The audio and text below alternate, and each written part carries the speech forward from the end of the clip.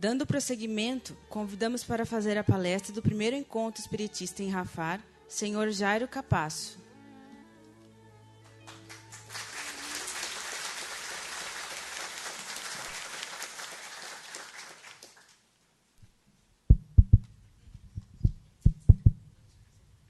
Eu vou ficar. Obrigado.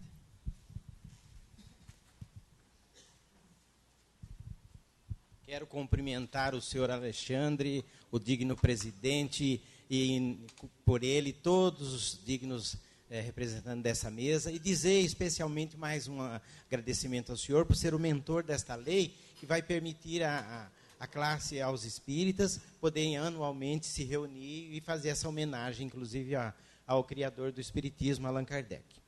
Eu quero enviar a todos vocês, muito carinhoso, meu abraço fraternal, porque tudo que eu fizer aqui hoje vai ser para todos nós. Com muito amor, com muito carinho, preparei essa palestra e eu gostaria que vocês ficassem bem atentos, porque, como disse o nosso irmãozinho ali, o Kardec nos lembrou da nossa transformação. Se nós não nos transformarmos, a vida vai ficar sempre indo e voltando, e a gente volta outra vez aqui quantas vezes for necessário. Então, a melhora íntima é o título desta noite, que eu vou fazer com muito amor para todos nós. Vamos lá. Antes de iniciar o texto da palestra, hoje, os espíritas, como eu, devem estar emocionados, porque hoje, há 209 anos, nascia Allan Kardec. Hoje, exatamente aqui nesta data, ele estaria fazendo 209 anos de nascimento. E Allan Kardec, ao nascer, ele não tinha o nome de Allan Kardec. O nome dele de nascimento é Hippolyte Léon Denisard Rivaio. Allan Kardec, ele nasceu na cidade de Lyon, e ele era filho de um advogado e de uma professora de letras e artes. E ele era um menino muito inteligente. E eu gostaria que, nesse preâmbulo que nós vamos falar, iniciando para dizer quem é Kardec, é o aniversariante, que nós prestássemos bem atenção para verificar que a doutrina espírita está assentada num alicerce muito profundo, nesta criatura de alta capacidade, inteligência e intelectualidade. A doutrina espírita, ela nos traz grande segurança, porque começou muito bem. Então, Kardec, quando era inteligente, demonstrou os pais, não é? Pessoas cultas, com 12 anos de idade, encaminhou Kardec para uma das escolas mais respeitadas da Europa e do mundo, que fica em Yverdon, na Suíça. E ela era administrada pelo grande Pestalozzi, respeitado no mundo inteiro e cuja teoria educacional influenciou a educação em vários países e até hoje continua influenciando. Kardec foi ali o seu aluno e seu discípulo. E Kardec se demonstrou tão evoluído na inteligência que, muitas vezes, com o passar do tempo, Pestalozzi, quando se ausentava da cidade, ele deixava Kardec substituindo-o na diretoria, sinal que ele tinha capacidade. Isso é muito bom. E o interessante é que Allan Kardec, ele veio depois de ele criar o seu trabalho, codificar a sua doutrina, é que ele, no início, ele foi inspirado pela espiritualidade para ele usar um pseudônimo, porque o nome dele era Hippolyte. Por quê? Porque o Kardec, ele era professor, ele era escritor e ele era tradutor. Ele falava 7 línguas e ele foi um dos maiores gramáticos da língua francesa. E ele escrevia livros didáticos. Então, eles disseram, você precisa trocar o nome para não misturar uma coisa com a outra. Você vai trabalhar agora numa outra área, né, da espiritualidade, então não vai misturar os seus livros. E Kardec também influenciou a educação na Alemanha, porque Kardec, dada a sua capacidade, traduzia livros didáticos para a língua alemã. Então, Kardec, e na enciclopédia francesa que nós pesquisamos, diz assim, Allan Kardec, pensador laborioso que soube honrar a França. Então, ele era uma pessoa muito respeitada. Allan Kardec, até os 50 anos de idade, ele trabalhou muito na área de educação, pesquisas, estudos, e só a partir daí que ele teve contato com os fenômenos espirituais. E estava acontecendo um fenômeno na América, e principalmente na França, em Paris, que estava chamando a atenção de todo mundo. E o pessoal lá na França usava aquilo como brincadeira, como diversão. Eles não tinham uma inteligência para se aprofundar na questão. Era o fenômeno das mesas girantes. Então, um amigo de Kardec, o Sr. Fortier, falou: Kardec, vamos lá ver que eu não estou gostando daquilo, que lá não é diversão, não, tem alguma coisa estranha ali. Kardec não ligou, porque ele tinha muita ocupação, e forçou até que foi. E Kardec começou a observar aquilo e prestou atenção que uma mesa se movimentava, uma mesa batia, uma mesa respondia as coisas. Porque eles criaram um código em que, por exemplo, uma batida era a letra A, duas batidas, a letra B. E assim a mesa respondia as perguntas da plateia. E as pessoas riam, davam risada, mas Kardec, um estudioso, ele começou a observar: mas estranho. Como é que uma mesa não tem cérebro? Como é que ela pode responder? Não tem sistema nervoso para poder se movimentar? Alguma coisa está aí. E ele notou também que muitas perguntas que eram respondidas ali, informações que eram dadas, as pessoas dali não tinham conhecimento algum disso. E começou a chamar muita atenção. E uma coisa que chamou muita atenção, que foi a gota d'água, foi que a mesa respondia perguntas feitas em pensamento. Isso foi a gota d'água para Kardec começar a se interessar, e a partir dali ele começou a estudar os fenômenos espirituais que estavam ocorrendo. Ele estudou, ele participou de mais de 1000 reuniões com sensitivos paranormais de vários países. Depois Kardec chamou esses sensitivos de médiuns. Ele deu esse nome. Então, a partir dali, começou a nascer a doutrina espírita, que ele descobriu pelos estudos, pelas pesquisas, que a vida continua, que nós fazemos parte da imortalidade da alma. E essa é a grande vantagem do espiritismo, nos dá esta força, não é? O sentido da vida, a vida continua. Nós temos chance de continuar aprendendo, de prosperando, de progredindo, vida após vida, existência após existência. Então, Kardec, dali, ele começou, através de questionamentos da ciência e da psicologia, questionar esses sensitivos e a espiritualidade. E ali começou a formar a base do espiritismo, que é o Livro dos Espíritos. E, meus amigos, então, aí nós estamos chegando na palestra. Então, está aí o nosso Allan Kardec homenageado de hoje, né? Pessoa brilhante, que sabia o que estava fazendo. Ele tinha conhecimento, ele era um pesquisador, ele era um cientista. E ele realmente nos deu para nós, espíritas, muita segurança no que ele fez. E a espiritualidade teve nele ali um alicerce para transmitir as suas informações, os seus conhecimentos. Queridos, nós vamos entrar agora na palestra. Allan Kardec, depois que tomou conhecimento de tanta coisa nova que é a espiritualidade, tantos princípios que foram transmitidos pela espiritualidade, Allan Kardec viu tudo aquilo, mas com a capacidade de ver mais além, ele entrou, queridos, na palestra de hoje. Por isso que eu vou dizer uma coisa para nós. Nós vamos sair daqui mais responsabilizados com a vida. Nós vamos ser mais cobrados. Porque grandes homens, grandes estudiosos da humanidade descobriram que nós precisaríamos mudar. Que havia de conhecer a si mesmo. Desde 2.400 anos no passado. Mas ninguém sabia como. E hoje nós vamos saber como. Graças às pesquisas de Kardec.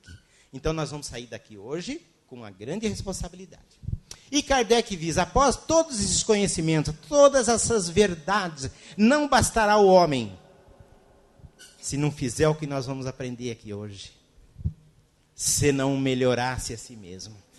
Isso é muito grave para nós. A humanidade, com toda a sua existência, ainda não aprendeu a se conhecer. E esta palestra ela tem a função de nos mostrar que isto é uma realidade, mas que tem que ser mudada para o nosso próprio bem. Queridos, vamos abrir então as cortinas da nossa palestra hoje, né? E nós vamos... o livro base do Espiritismo tem 1019 perguntas. Depois de muito estudar e me convencer cada dia mais, eu descobri que existe uma pergunta ali, que ela é a mais importante de todas elas. E é nessa pergunta que eu construí essa palestra. Assim como em todas as teorias e filosofias, tem sempre uma coisa mais importante. Vocês querem ver um exemplo? A Bíblia é um livro enorme, né? Tem muitas páginas, tem muitos ensinamentos, desde a história antiga até a moderna, do tempo do Cristo, o Novo e o Velho Testamento, pois ali existe uma coisa que é a mais importante de todas. Então existe. A mais importante que está lá é quando um doutor da lei quis testar Jesus e perguntou para ele qual que era o ponto mais importante, qual que era o ensinamento maior da lei. E Jesus então disse: é o amor. O amor, nele está resumido todos os ensinamentos dos profetas. Não é? Então, ali é o mais importante de todo o Evangelho e de toda a Bíblia. E aqui tem, no livro base do Espiritismo, a pergunta mais importante. É essa aqui. 919. A pergunta mais importante que fala do conhecimento de si mesmo. E Allan Kardec, um homem inteligente, ele percebeu logo que nós tínhamos que nos conhecer. Que nós tínhamos que nos conhecer para mudar. E ele então fez essa pergunta à espiritualidade. E aí,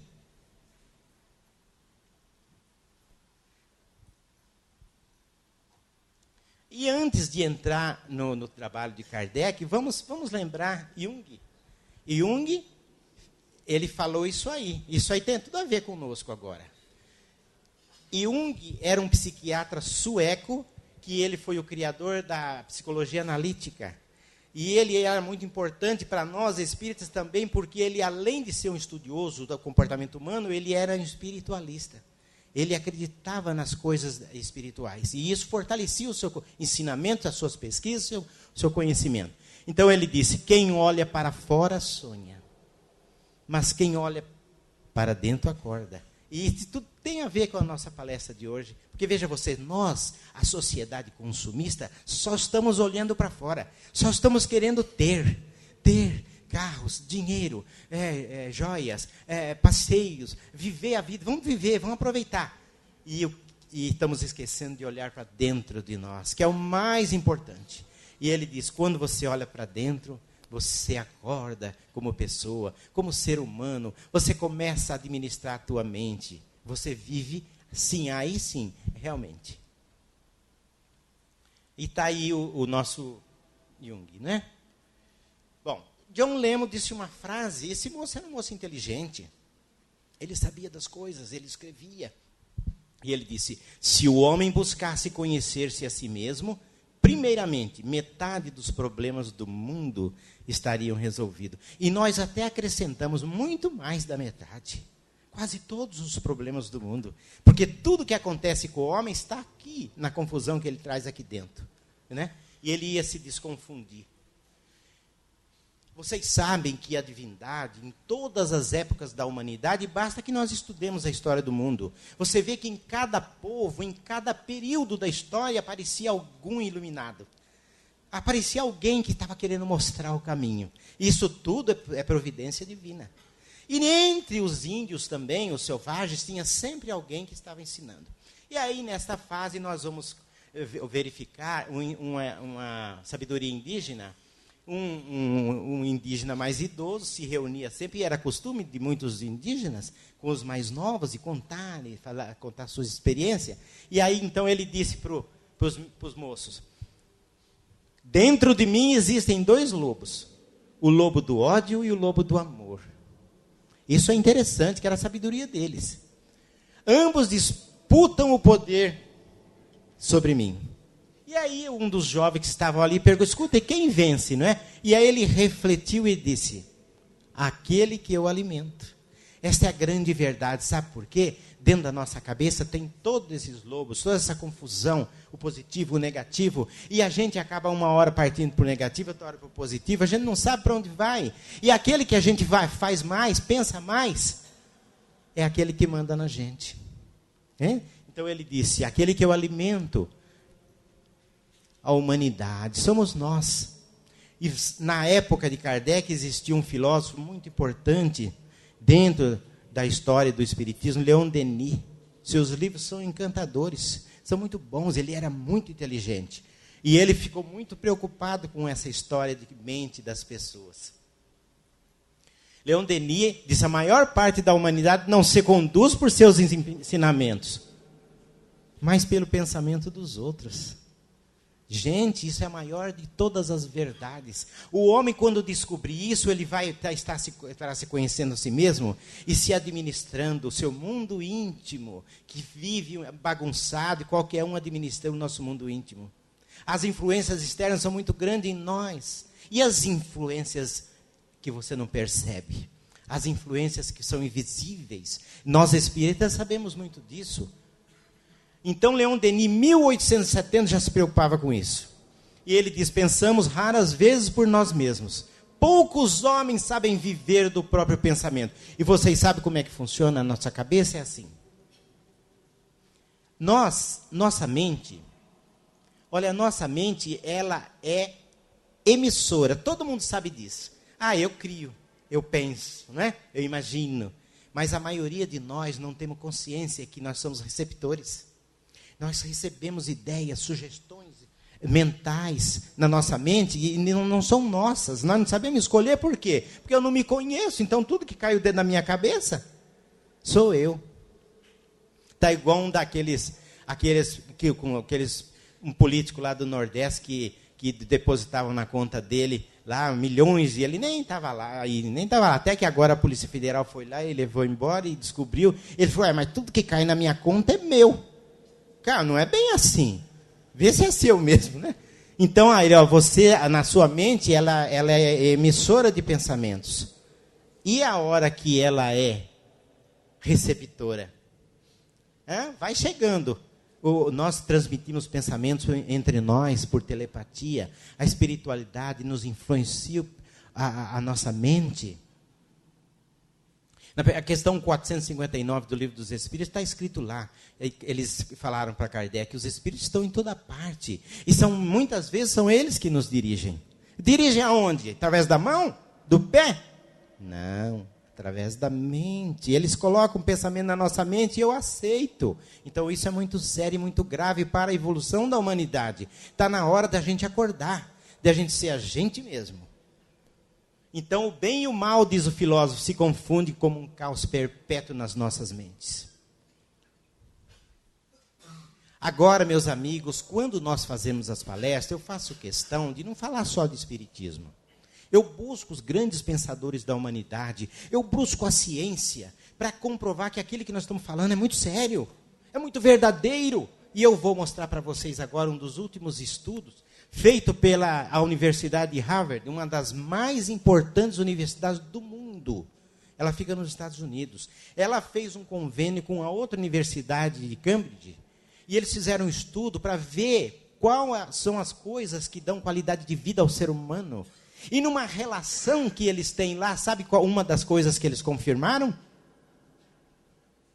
Quando o homem conhece a si mesmo. Isso foi da pesquisadores, cientistas da universidade. Ele é mais feliz. E tem mais. Não é só mais feliz. Aqueles crentes que realmente praticam aquele que aprendem, aquelas filosofias boas que nos dirigem, não, eu vou fazer isso. Eu acredito nisso, então eu faço isso. Eles põem em prática, porque o grande problema da humanidade é saber e não praticar. Então, universidades, aqueles crentes que realmente priorizam o ser, priorizam o ser sobre o ter, é a coisa do consumismo, né? Eu quero ter, e você não é? Nem sei se eu sou. Eu quero só ter. E 35% de probabilidade dessas pessoas de viverem mais tempo e com qualidade de vida. Então, a pesquisa disse que, além de nós começarmos a sermos mais felizes, a termos mais qualidade de vida, muitos aumentam o tempo de vida na Terra. Vive mais, porque vive bem, porque a sua mente está bem. Meus amigos, essa história de você se melhorar não é de hoje. Vem dos tempos mais antigos, dos tempos mais remotos. E na época de Jesus, nós tivemos um caso fantástico. E ele, com essa história, e com Jesus, a gente vai poder comprovar aqui, aquele que acredita no Cristo, como que é que realmente nós precisamos começar a pensar em nós e mudar. Então, tivemos na época do Cristo 2 grandes casos de mudança. O de Madalena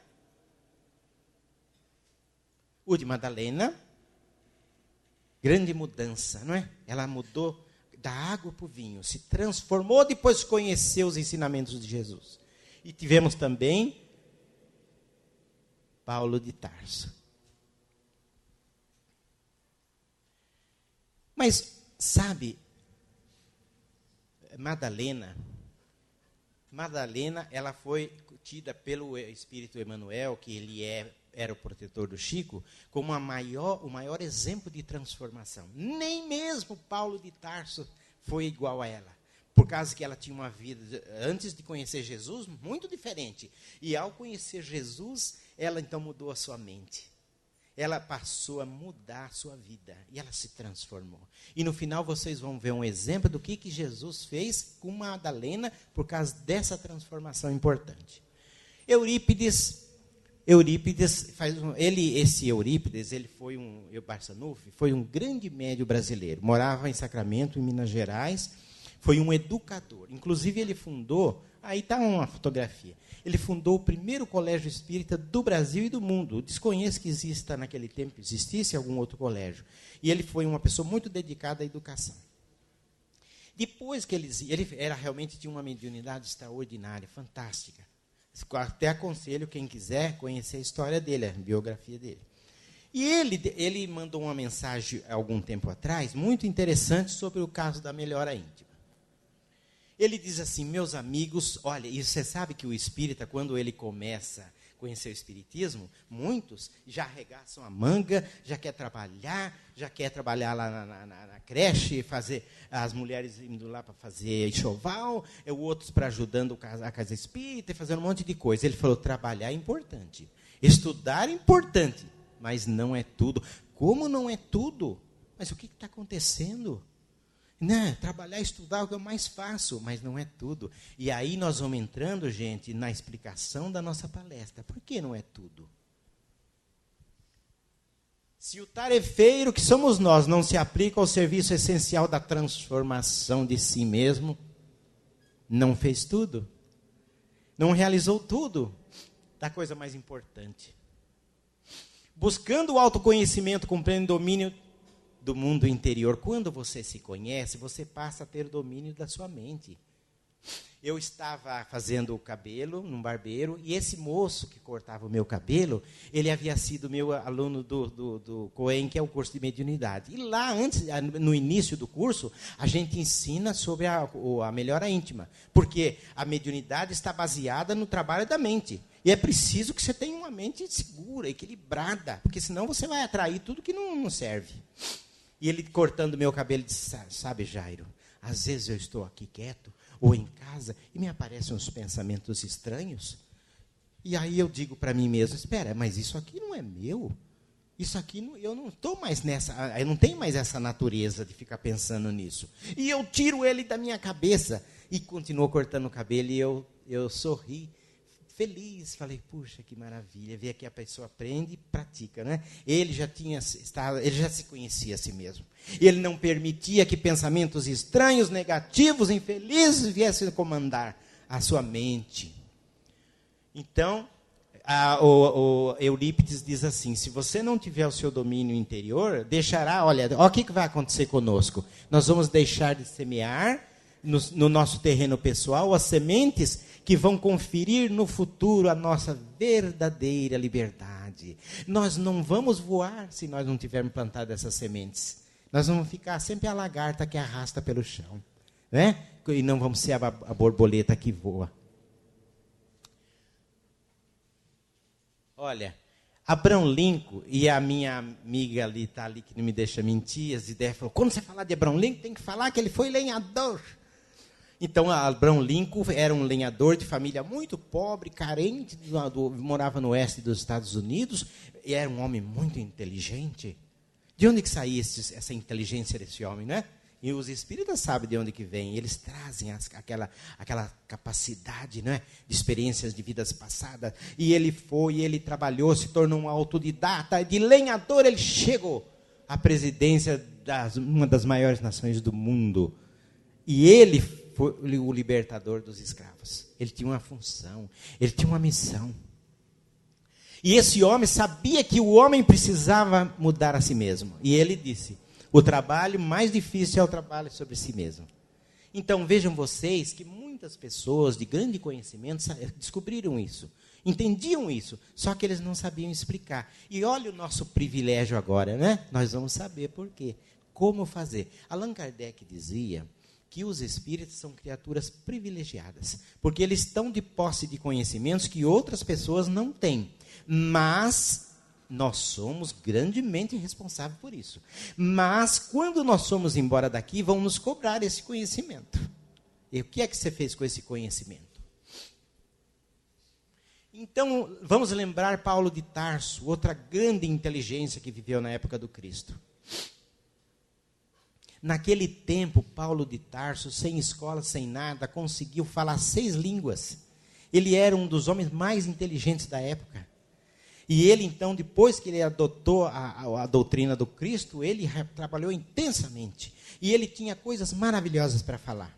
E ele falou sobre a nossa melhora.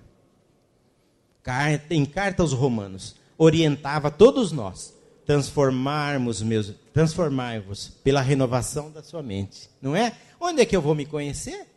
Na minha mente. E Paulo dizia, transformarmos em sua mente. Renove a sua mente, para que, e veja o que Paulo falava, se você renovar, se você melhorar, você vai sentir Deus, você vai sentir a presença de Deus, para que proveis qual é a boa, agradável e perfeita vontade de Deus, porque há de ter na sua melhora uma sintonia com o Criador.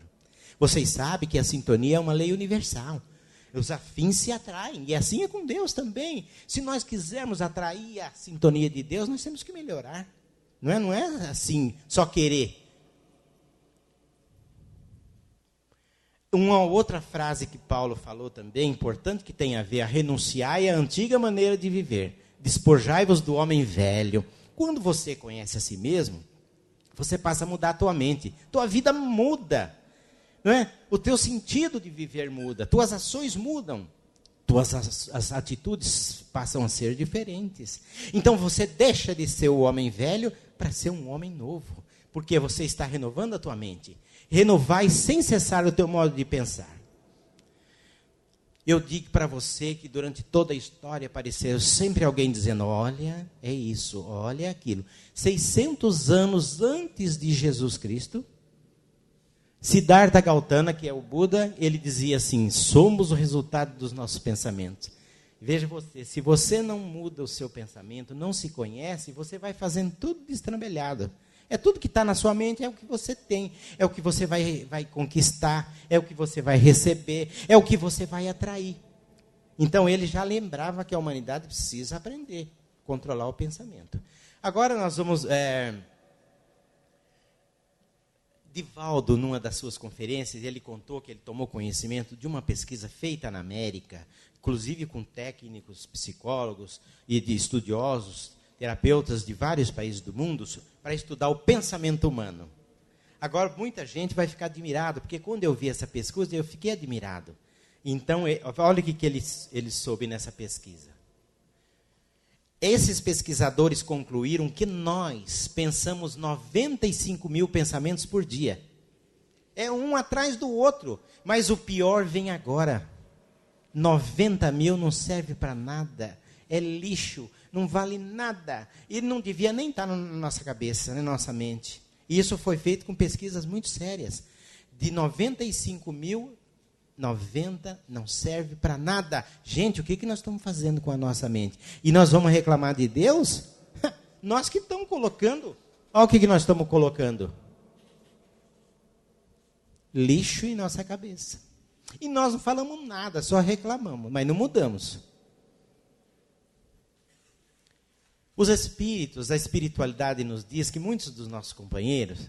tem gente aqui que está trabalhando e fala, quando eu desencarnar, que eu chegar lá numa colônia, eles vão me dar um cargo importante. Né? Eu vou ser palestrante lá na colônia. Ou senão eu vou ser o médico lá na colônia. Ou senão eu vou ser o administrador lá de um departamento. Não é assim, não. Muitos colegas, quando chegam lá, ficam decepcionados. Eles desencarnam e têm decepções de não serem recebidos na espiritualidade como vencedores. Não é? Vou ser aplaudido. Está igual aqueles homem-bomba lá, não é? Eles acham que eles explodindo o que eles explodem, eles vão chegar lá, vão encontrar banda de música, gente batendo palma, uma multidão recebendo eles. Que não é nada disso, né, gente? Que engano que eles estão pensando. Então, mas eles não vão ser recebidos assim. Eles vão ser recebidos como espírito que é muito aprender. Ainda tem muito que aprender e tem muito que melhorar. É igual o André Luiz, quando ele chegou lá, né? Ele queria ser médico. Aí o mentor falou, tenha paciência, André, que essa medicina que você conhece não é a nossa medicina aqui. Você cuidava do corpo lá, quer dizer, mal é mal. Mas aqui nós cuidamos da alma. Então ele falou, então dá licença que eu vou varrer o chão. Não é? Porque eu não tinha aprendido ainda. Olha essa quadrinha que interessante. Eu recebi essa quadrinha esses dias, falei, vou usar lá na palestra. 2 espíritos estão conversando lá no mundo espiritual. Um conversando com o mentor, o de branco é o mentor. E o mentor disse para esse outro, olha, você vai ter que reencarnar. E aí ele ficou chateado. Ele disse assim, reencarnar? Mas eu fiz muita caridade. Eu ajudei a reformar as salas do centro. Eu ajudei a reformar a creche. Eu ajudei a reformar as salas da evangelização. Eu não preciso reencarnar. Não é? Meu amigo, diz o mentor, mas o principal você não reformou. E o que é que eu não reformei? A alma, a mente, não se transformou. Vocês vão ver o que acontece com a gente. Ele não cuidou da mente dele. Muitos reencarnam com problemas, com deficiências, com defeito, e voltam com esses mesmos problemas, essas mesmas deficiências para trás. Fizeram até, estudaram, até trabalharam. Gente, essa palestra é muito séria. Porque nós estamos achando que é fácil, é só ir lá trabalhar e resolver o nosso problema. Mas não é. Você tem que resolver o seu problema interior. Você é um espírito em ascensão que, para estar no degrau de cima, tem que estar purificado, tem que estar melhorado. Então, estudar e trabalhar é bom, mas o caminho é você fazer a sua melhora íntima. E o Eurípides fala assim, olha, uma receita boa é o amor. Se você começar a ter amor, você automaticamente também vai ajudando a limpar suas coisas imperfeitas da sua mente. Porque o amor não tem ligação com essas imperfeições, com maldades, não é? Com corrupção, com injúrias. Olha o que acontece. Tem muita gente que nasce com apego ao poder extremo. A gente vê aí muitos políticos, né? Que não saem do poder, mas nem que vão. Se você puxar ele e tirar ele, ele volta para trás. Então, eles têm um apego grande ao poder. Isso é muito perigoso. Porque pelo poder fazem de tudo. Nós tivemos um presidente que ele era tão apegado ao poder, e a espiritualidade conta a história dele, que ele preferiu se suicidar do que entregar o poder. Você vê quanto que é o apego é precário, difícil. Orgulho, gente, o orgulho é um problema para a humanidade. O egoísmo e o orgulho são os 2 maiores defeitos da sociedade humana. E sexualidade desregrada, vaidade exagerada, e isso tudo, às vezes a pessoa nasce com ela e prossegue. Estuda, se forma, vira doutor, ajuda a igreja, ajuda o espiritismo, mas continua orgulhoso, continua vaidoso, continua com aquele apego ao poder. Não sou eu sempre por cima. E vocês sempre por baixo. Eu ajudo vocês, mas eu tenho que estar mandando. Essas coisas têm que sair da gente. Então aí é que nós chegamos num ponto muito importante. Ninguém, mas ninguém mesmo vai subir, vai galgar os próximos degraus sem fazer a melhora íntima. Nós vamos ficar igual. Lá por fora, tudo beleza. E por dentro? Por dentro. E mais, meus amigos, os espíritos que estão já num degrau superior, esses espíritos, olha a beleza desse rosto. Esses espíritos que representam a beleza, a pureza, a elevação, eles já fizeram suas melhoras íntimas, já se transformaram. Então é preciso que a gente tome uma decisão na vida. Não posso continuar assim. Se eu quero galgar novos valores, eu tenho que possuir esses valores. O Alexandre, que é o mentor do livro de André Luiz, Missionários da Luz, ele diz o seguinte: para subir o espírito algum, dispensará o esforço de si mesmo, no aprimoramento íntimo. Vocês notaram uma coisa? Eu sempre digo lá para o meu pessoal de casa, a verdade ela é uma só e ela está em toda parte. Você escuta a verdade aqui, na Índia, no Japão, na Rússia, nos Estados Unidos, lá no Paraguai, a verdade é sempre a mesma. Você vê que eu estou citando vários autores, inclusive espirituais, eles estão dizendo, é preciso aprimoramento íntimo para subir. Para subir, senão nós não vamos subir. Olha, essa pessoa está meditando. Outra frase contundente, muito forte do protetor do Chico Xavier. É forte essa frase. Nenhum espírito se dirigirá a Deus sem o aprimoramento e sem a sublimação de si mesmo. Isso é muito forte, mas é verdadeiro. E ele teve coragem de dizer, porque precisa dizer que nós temos que conseguir o aprimoramento através do trabalho e do conhecimento, mas a sublimação, gente, através da nossa transformação íntima, da nossa mudança e através do amor verdadeiro, não do amor superficial, do amor verniz, do apego, das paixões, aquelas coisas que passam, não, o amor que fica é o amor do Cristo, porque é o amor verdadeiro. Então você está meditando, mas não vai pensar que você vai se ligar a Deus. Assim, é preciso que haja uma melhora.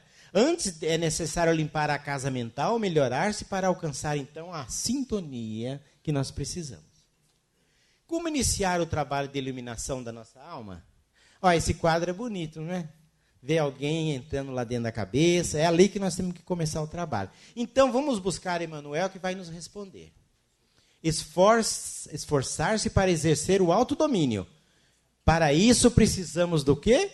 Outra vez alguém falando, a educação e o conhecimento de si mesmo. Gente, tanta gente de respeito, de conhecimento, falando a mesma coisa, será que nós não vamos acordar? Será que não está na hora de a gente dizer, gente, está na hora de eu fazer esse negócio aí, essa melhora íntima, de me conhecer. Como iniciar o trabalho de iluminação? Kardec preocupado, olha gente, agora atenção, agora é o momento, hein? Agora nós vamos ensinar, através dos espíritos, como é que nós vamos fazer essa mudança. Então, isso aqui é muito sério, é para vocês guardarem e aplicarem. Allan Kardec quis saber. Então, preocupado com a nossa evolução íntima, melhora íntima, fez a seguinte mais importante pergunta do Livro dos Espíritos. Esse é o Kardec e a esposa dele. A pergunta que ele fez aos espíritos foi essa. Qual o meio mais prático, mais eficaz para se melhorar nesta vida e resistir ao arrastamento do mal? Gente, esta é a pergunta, hein?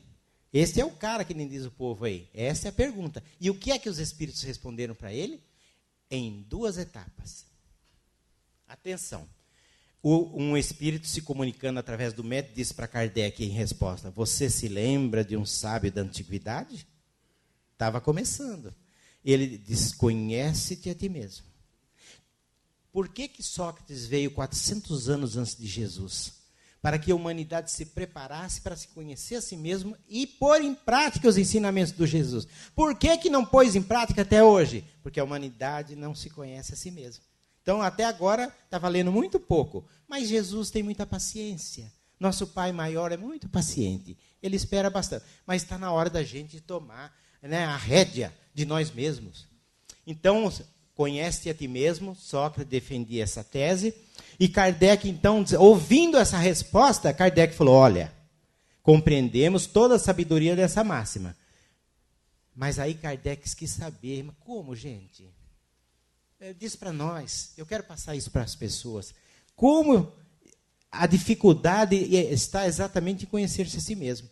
E aí, gente, aí vem uma outra coisa importantíssima.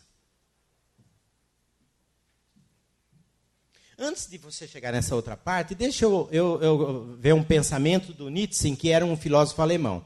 Ele disse assim, nós, homens do conhecimento, não nos conhecemos. De nós mesmos somos desconhecidos. Então, veja vocês que muitas mentes muito privilegiadas sabiam que tinha algo errado com a humanidade. E esses daí já entendiam isso. Nós não nos conhecemos. Então, é preciso se conhecer. Se nós não nos conhecemos, como é que nós vamos mudar? E agora nós vamos entrar na explicação espiritual de como mudar. Qual o meio? Então Kardec, quando ele disse, conhece-te a ti mesmo, Kardec disse assim, qual o meio, então, de se chegar a isso? Aí o que aconteceu? Aí eu vou explicar para vocês uma coisa muito importante. A doutrina espírita, ela chegou ao mundo, à humanidade, através de uma equipe, comandada por um espírito que se intitula Espírito de Verdade. Naquele momento, quando Kardec fez essa pergunta, a equipe nomeou um espírito para responder para Kardec. Um espírito que havia feito essa experiência quando estava na Terra. Então é uma coisa muito séria, porque ele passou pela experiência e ele foi recomendado a dar a resposta. Então vamos buscar o espírito que foi recomendado. A resposta veio de Santo Agostinho. Ele que responderia para Kardec. E o que ele disse?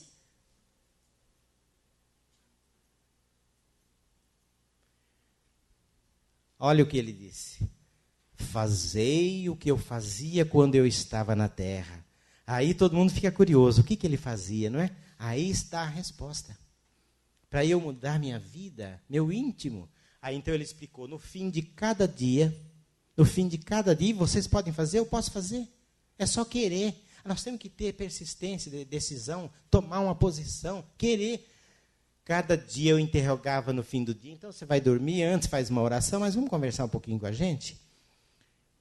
Interrogava a minha consciência, passava em revista o que eu havia feito e me perguntava a mim mesmo se não tinha faltado ao cumprimento de algum dever. Se ninguém teria tido motivo para se queixar de mim. Ele fazia um inventário dele, inventário moral.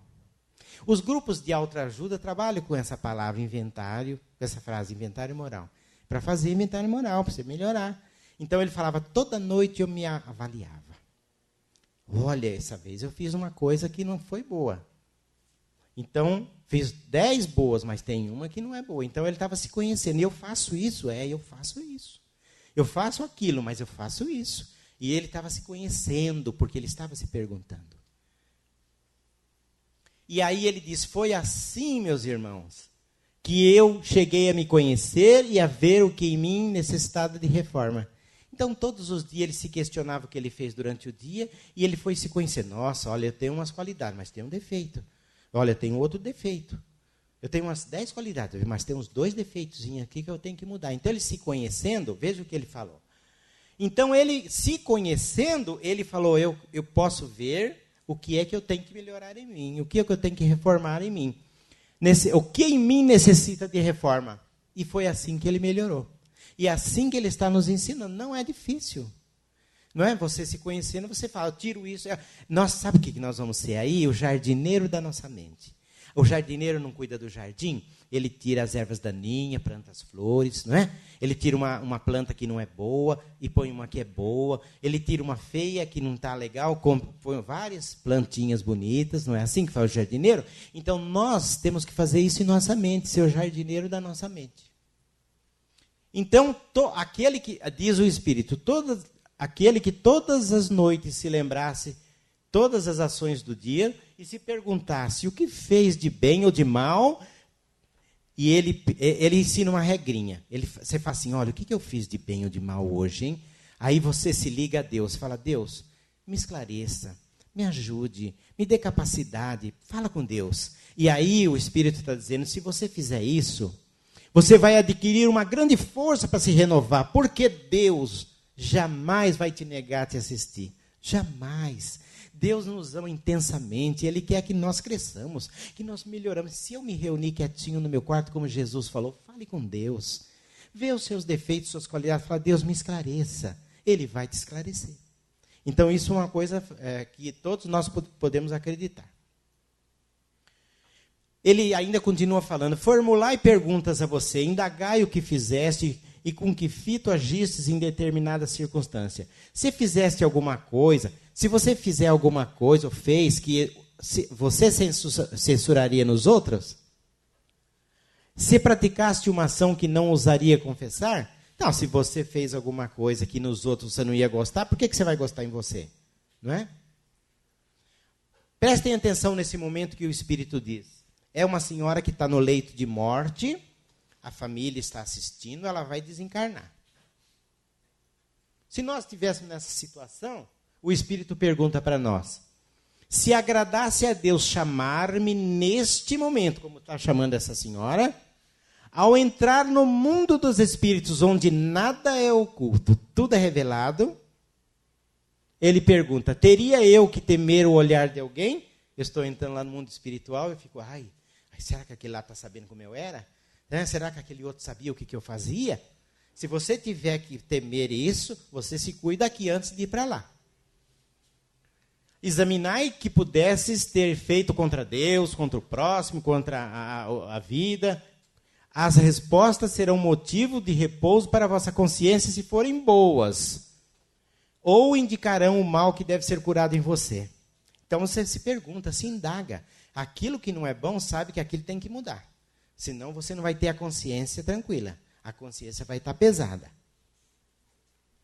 Tem pessoas, diz o Espírito, que eles se justificam. É só um erro. Eu estou me defendendo. Então ele deu 2 exemplos. Eu me justifico. O avarento. O avarento diz assim, eu me justifico. Se julga simplesmente econômico. Então o avarento, ele não faz nada nem para a família. Ele fala, não, eu estou apenas guardando, eu estou me preservando, o meu futuro. Ele se justifica. Então ele nunca muda. E o orgulhoso, né? O orgulhoso, olha o nariz do orgulhoso. O orgulhoso diz assim, né? Ele se justifica, eu faço isso porque eu estou cuidando da minha dignidade. E ele nunca muda. Então, ele fica sempre igual e pior que fica pior cada vez mais. Então, mas o Espírito está dizendo que se você for assim, você tem um meio de resolver isso. E tem um meio, tem um meio. Quando estáis indecisos quanto ao valor de vossas ações, olha, tem um negócio que eu estou querendo fazer aí, mas não sei. Então, presta bem atenção. Perguntai como a qualificaria se tivesse sido praticada por outra pessoa. E se o meu vizinho fizesse isso que eu quero fazer, como é que eu ia ver? Com que olhos eu ia ver? Eu não ia gostar, não. Por que você vai fazer? Se você não ia gostar no outro, né? Se a censurardes em outro, ela não poderá ser legítima para vós. Porque Deus não usa 2 medidas para a justiça. Está reprovado. Se está reprovado, meus queridos, não vamos fazer. Vamos mudar, não é? Vamos melhorar, vamos nos transformar. Uma outra coisa muito interessante que eles falam, a espiritualidade, é o seguinte: procurai também saber o que pensam os outros. Preste atenção no que pensam os outros de você. Não negligenciais a opinião dos vossos inimigos. Aquelas críticas que a gente recebe, preste atenção. Aquilo lá é para o nosso bem. Se você prestar atenção, se você quiser melhorar, você vai prestar atenção, porque eles não têm nenhum interesse em disfarçar a verdade. Então, um amigo, às vezes, vê você com uma coisa, tem um defeito, ele não fala. Ele não quer melindrar você, ele é teu amigo. E com isso, você fica 10 anos sendo amigo dele e continua com aquele defeito. Ele não fala, mas o inimigo fala. Olha aquele cara, né? Olha aquela roupa dele lá. Olha aquele jeito dele tratar a mulher. Olha o que ele faz. Ele é corrupto, ele trabalha ali na empresa, rouba a empresa. Ele fala. Então, se você prestar atenção nos seus inimigos, e ele disse, Deus colocou o inimigo do nosso lado para ser o nosso espelho, para você se enxergar e para você aprender a se melhorar.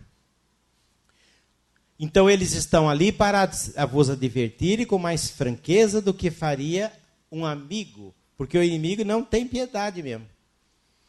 Aquele que tem a vontade de se melhorar, explore sua consciência. E apareceu essa daí, agora, né?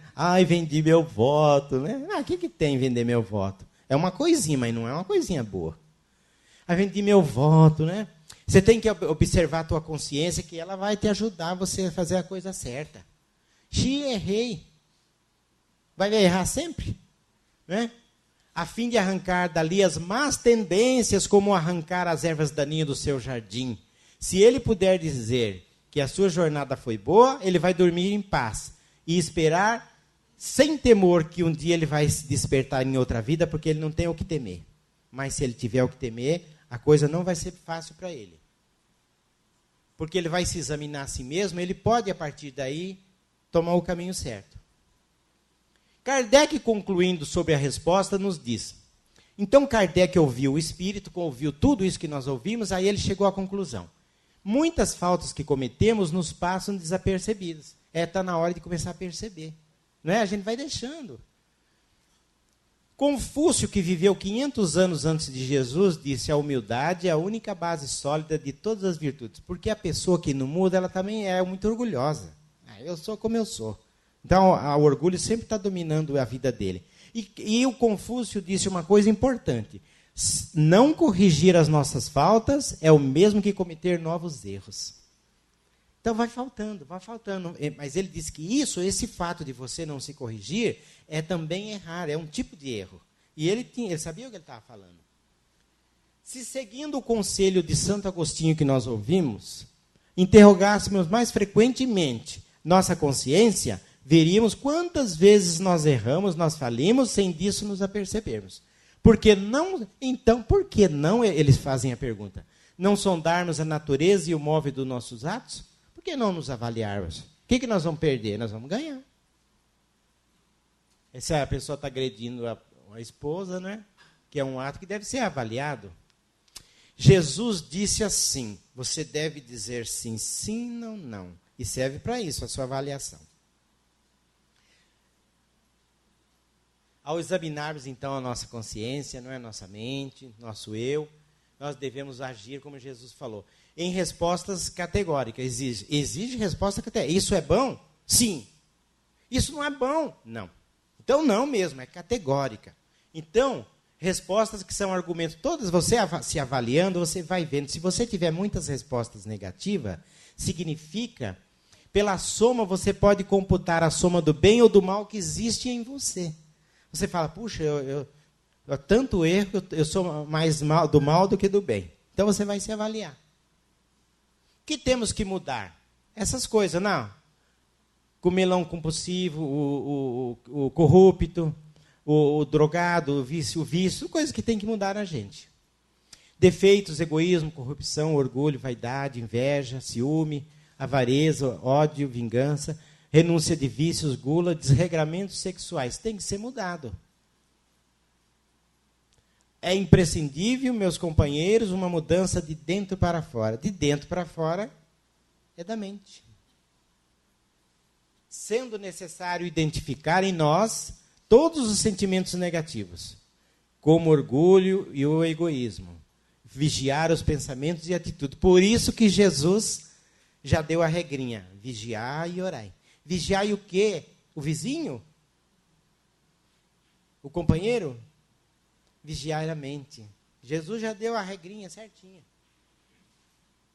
O que tem que ser fortalecido em nós? As virtudes, os valores. Humildade, modéstia, resignação. Isso deve continuar. Sensatez, generosidade, afabilidade, doçura, compreensão. Isso deve continuar. Tolerância, perdão, misericórdia, paciência e amor. Isso deve perpetuar na gente, né? É o amor que é a base de tudo isso.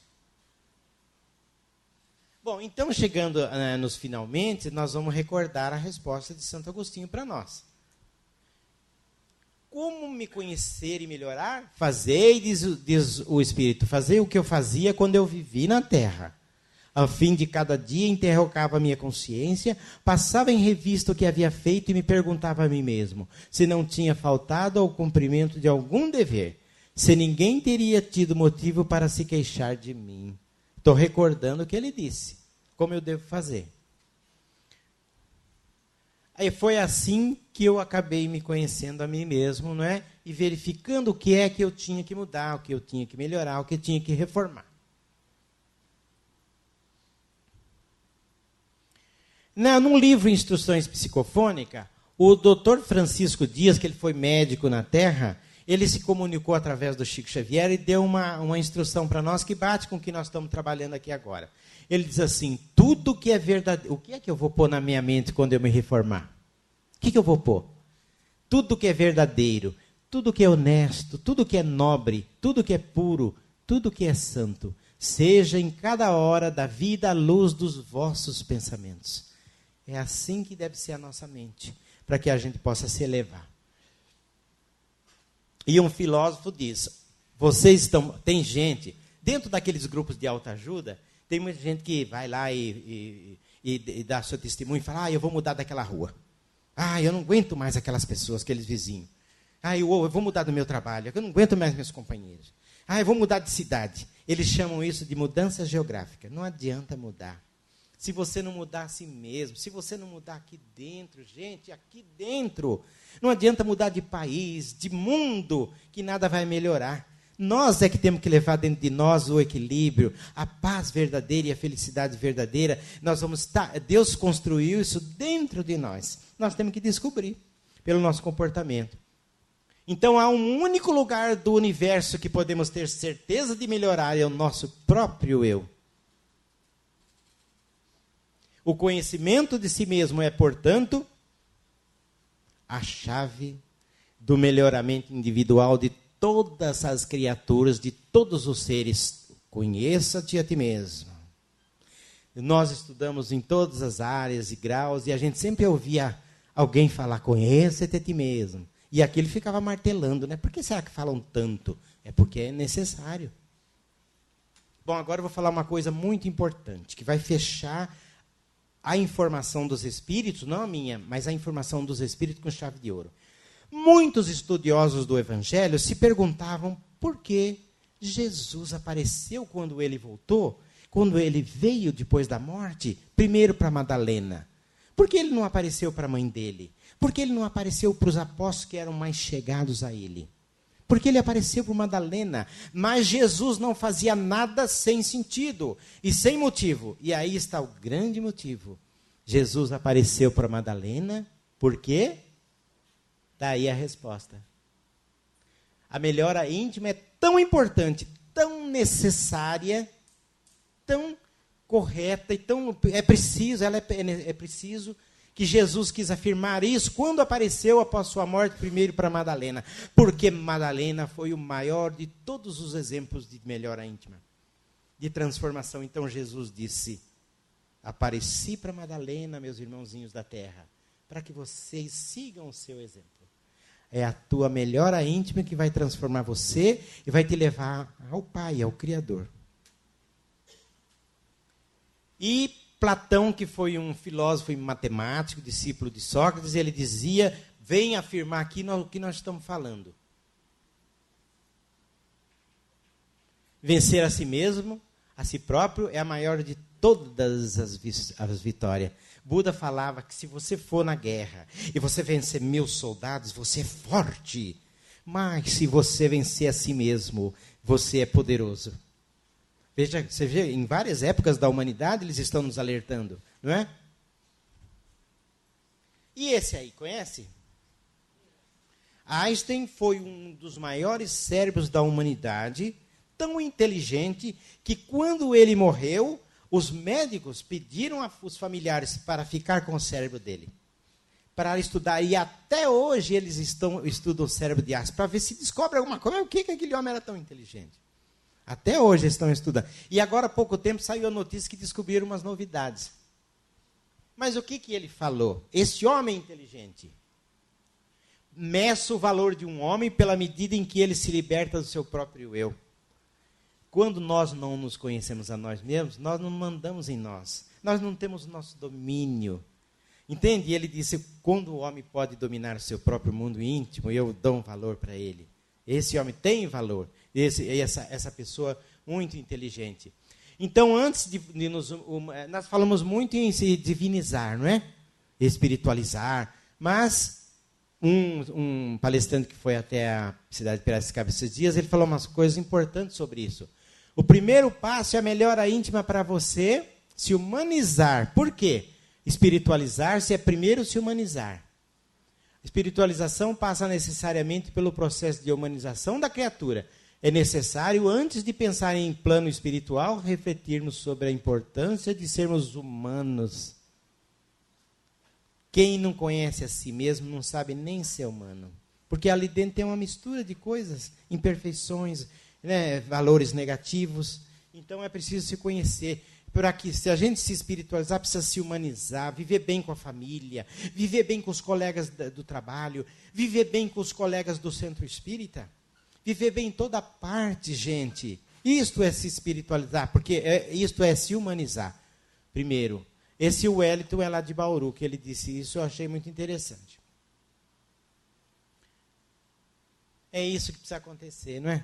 todo mundo se dar bem, todo mundo se respeitar, todo mundo se aceitar como a pessoa é. Não é a alteridade aceitar o outro dentro dos limites do outro. Porque nós estamos crescendo, evoluindo, e a gente está aprendendo a amar as pessoas como as pessoas são. Mas para isso a gente tem que aprender a se gostar, a se amar e se conhecer. E essa daí é uma coisa simples, parece uma coisa infantil, mas é muito séria. Essa mensagem aí, não é? Então a borboleta falando para a lagarta, se você não se transformar, nunca vai voar. E nós sabemos que o espírito alça voos, não é? Para as alturas, para os degraus maiores, para as dimensões mais apuradas da vida. Se você não se transformar, nunca vai voar.